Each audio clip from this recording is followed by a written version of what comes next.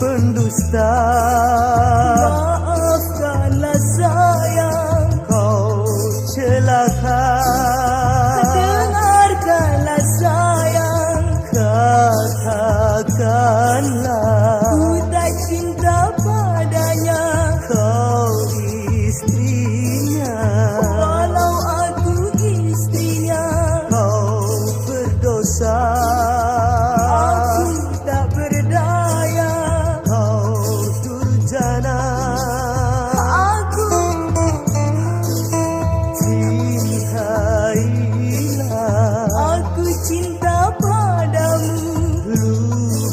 lupakanlah